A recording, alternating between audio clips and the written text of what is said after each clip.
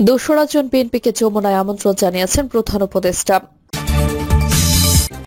জানাবো বাংলাদেশের defence innovation hub গড়বে Japan, যে কারণে বাংলাদেশে অস্ত্রের চালান পাঠাচ্ছে জাপান।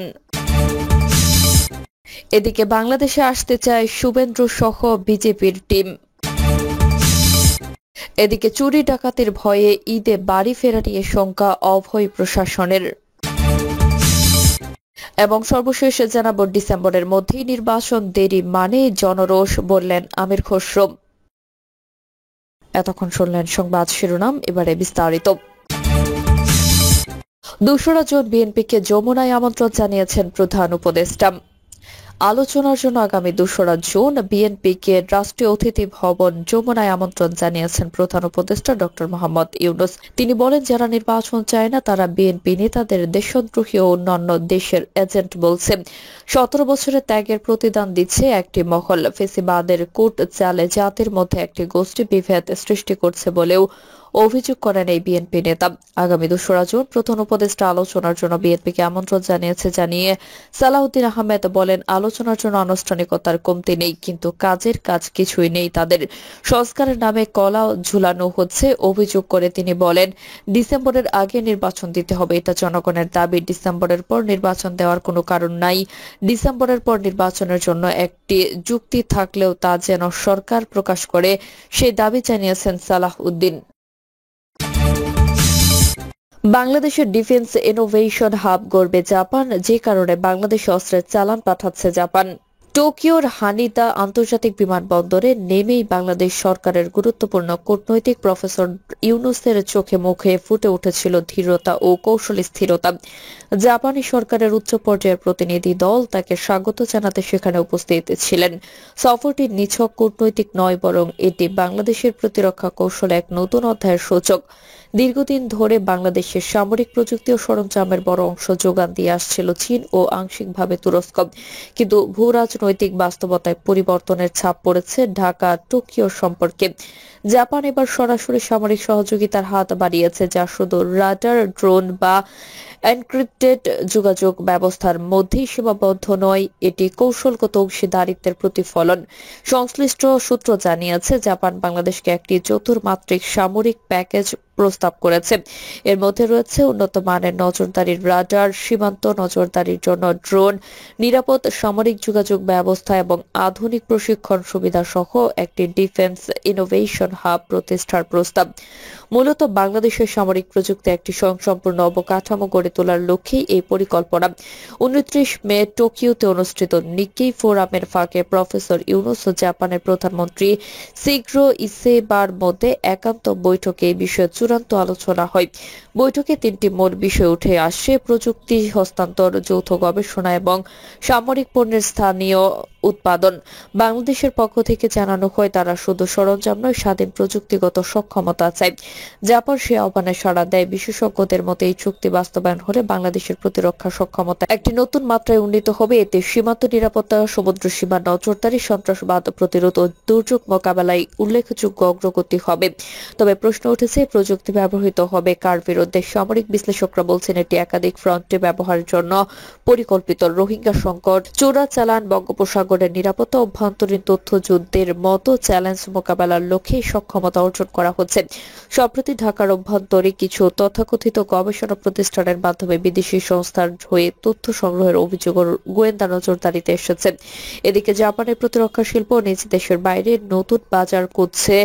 বাংলাদেশে এই বর্ধনশীল বাজারের অন্যতম সম্ভাবনাময় গন্তব্য টোকিও মনে করে দক্ষিণ এশিয়ায় বাংলাদেশকে একটি কৌশলগত ঘাঁটিতে রূপান্তর করা গেলে ভারতীয় প্রভাব ও চীনের বেল্ট অ্যান্ড রোড ইনিশিয়েটিভের বিরুদ্ধে ভারসাম্য সৃষ্টি করা সম্ভব। জাপানের কৌশলবিদরা বাংলাদেশকে এখন আর শুধু সহযোগী মনে করছেন না, বরং একটি থিংকিং পার্টনার হিসেবে বিবেচনায় নিচ্ছেন। তারা বাংলাদেশের তরুণ সেনা ও প্রযুক্তিবিদদের জাপানে নিয়ে প্রশিক্ষণের ব্যবস্থাও করতেছে। এটি শুধু প্রতিরক্ষা নয়, আঞ্চলিক নিরাপত্তা কাঠামোতে বাংলাদেশের নেতৃত্বের একটি সূচনা বলেই অনেকে মনে করেছেন। সফর শেষে টোকিওর বিমানবন্দরে এক জাপানি সাংবাদিক বাংলাদেশের প্রতিনিধিদের এক সদস্যকে জিজ্ঞেস করেন, এই সহযোগিতা কি বাংলাদেশের অভ্যন্তরীণ রাজনৈতিক উত্তাপ বাড়াবে না? তিনি কোনো মন্তব্য না করে হালকা হাসলেন, তবে সেই হাসির ভেতরে লুকিয়ে ছিল একটি বার্তা, শত্রু কেবল সীমান্তে নয়, প্রাসাদ পেছনের ছায়াতেও লুকিয়ে থাকতে পারে। ঢাকায় ফিরে এই চুক্তিকে কেন্দ্র করে অভ্যন্তরীণ কিছু বিরোধ ও সন্দেহের কথাও সামনে এসেছে। কেউ কেউ বলেছে প্রতিবেশী একটি দেশের সংশ্লিষ্টতায় চুক্তির বিরোধিতায় ঢাকার ভেতরে সক্রিয় রয়েছে কিছু গোষ্ঠী। গোয়েন্দা পর্যবেক্ষণে থাকা সেই তৎপরতা এখন বিশেষ নজরদারির আওতায়। সর্বশেষ প্রশ্নটি থেকে যায়, জাপানের সঙ্গে এই প্রতিরক্ষা চুক্তি কি কেবল অস্ত্রের বিনিময়, নাকি এটি একটি নতুন ভূ রাজনৈতিক বাস্তবতার অংশ?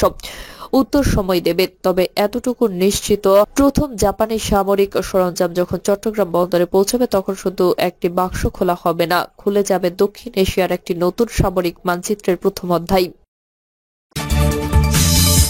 বাংলাদেশে আসতে চায় শুভেন্দু সহ বিজেপির টিম। বাংলাদেশে আসবে পশ্চিমবঙ্গ বিজেপির একটি টিম, এমনটাই জানিয়েছেন বিজেপির নেতা শুভেন্দু অধিকারী। তবে সেই টিমে কতজন প্রতিনিধি থাকবেন সেই তথ্য এখনো জানা যায়নি। কলকাতার নিযুক্ত বাংলাদেশ উপদূতাবাস এই তথ্য নিশ্চিত করেছে। দূতাবাসের পক্ষ থেকে জানানো হয়েছে, শুভেন্দু সহ বিজেপির একটি টিম বাংলাদেশে যাওয়ার আগ্রহ দেখিয়েছে। তাদের ভিসা নিয়ে সমস্যা হবে না বলেও জানানো হয়, তবে কতজন যাবে বিজেপির পক্ষ থেকে এ বিষয়ে কিছু জানানো হয়নি।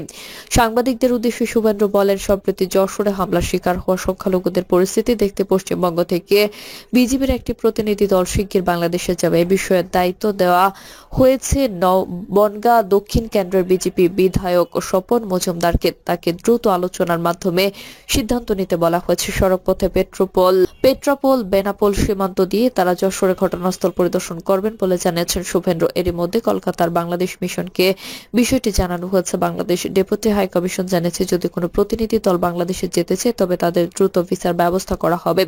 মূলত গত সপ্তাহে যশোরের অভয়নগর উপজেলার ডহরমশিয়াহাটি গ্রামে মতুয়া সম্প্রদায়ের উপর হামলার ঘটনা ঘটে। শুভেন্দু অধিকারীর দাবি, এতে অন্তত 18টি বাড়িতে ভাঙচুর, লুটপাট ও অগ্নিসংযোগের ঘটনা ঘটে।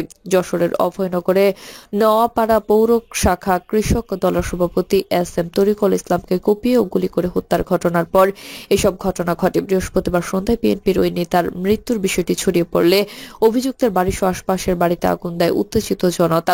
শুভেন্দু অধিকারী নেতৃত্বে বিজেপির পরিষদীয় দলের একটি প্রতিনিধি দল শুক্রবার কলকাতার বাংলাদেশ মিশনে স্মারকলিপি জমা দেয়। শুভেন্দু জানান, বাংলাদেশ মিশন তাদের জানিয়েছে ওই ঘটনায় 7 জন গ্রেফতার হয়েছে। বাংলাদেশ সরকার এসব ক্ষতিগ্রস্ত পরিবারকে 6,000 টাকা, 30 কেজি করে চাল ও 2 বান্ডিল করে টিন সাহায্য দিয়েছে। শুভেন্দু জানিয়েছেন, তারাও সাহায্য করতে চান, কিন্তু সরাসরি করা সম্ভব নয়। বাংলাদেশ সরকার যদি অনুমতি দেয় তাহলে সেখানে মতুয়া সম্প্রদায়, রামকৃষ্ণ মিশন, গৌরীয় মঠ এবং ভারত সেবাশ্রম সংঘের মাধ্যমে সেখানে সাহায্য পৌঁছে যাবে বা পৌঁছায় দেওয়া হবে। এর পাশাপাশি বাংলাদেশে যাওয়ার আগ্রহ প্রকাশ করেছে বিজেপির একটি টিম।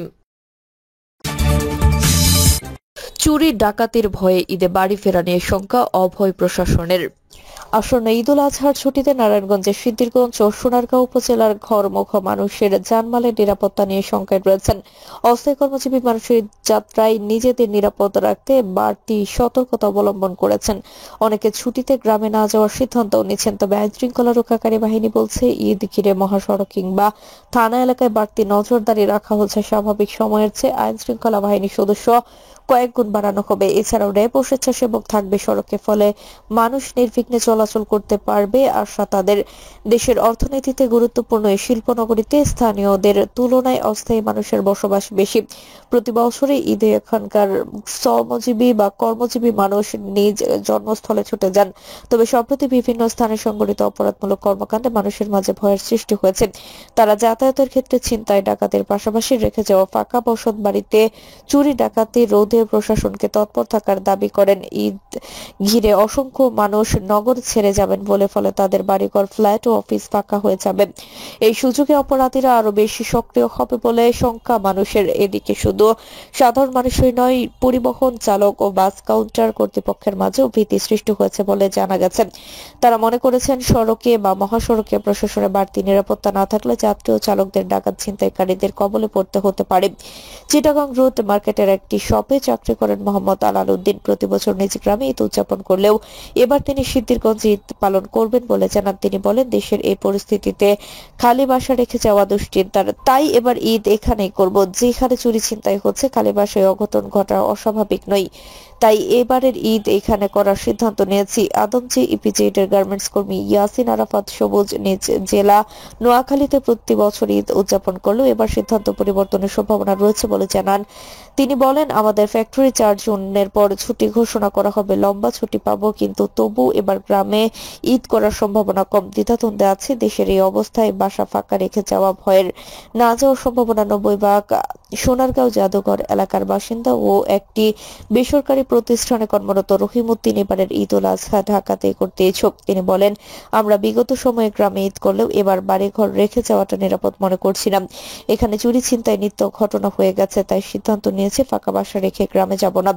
দূরপাল্লার কয়েকজন বাস চালকের মতে ঢাকা চট্টগ্রাম মহাসড়কে সোনারগাঁয়ে মেঘনা থেকে কুমিল্লা অংশ পর্যন্ত ডাকাতদের আক্রমণ বেশি হয়ে থাকে। সড়কে প্রশাসনের টহল বাড়ালে ঝুঁকি কমবে। দূরপাল্লার বাস কাউন্টারে কর্মকর্তারা বলেছেন, 4 থেকে 5 জুন হতে যাত্রীর চাপ বাড়বে। বিভিন্ন পয়েন্টে পুলিশ মোতায়েন থাকলে চালক ও যাত্রীরা নির্বিঘ্নে নিজ নিজ গন্তব্যে পৌঁছাতে পারবে।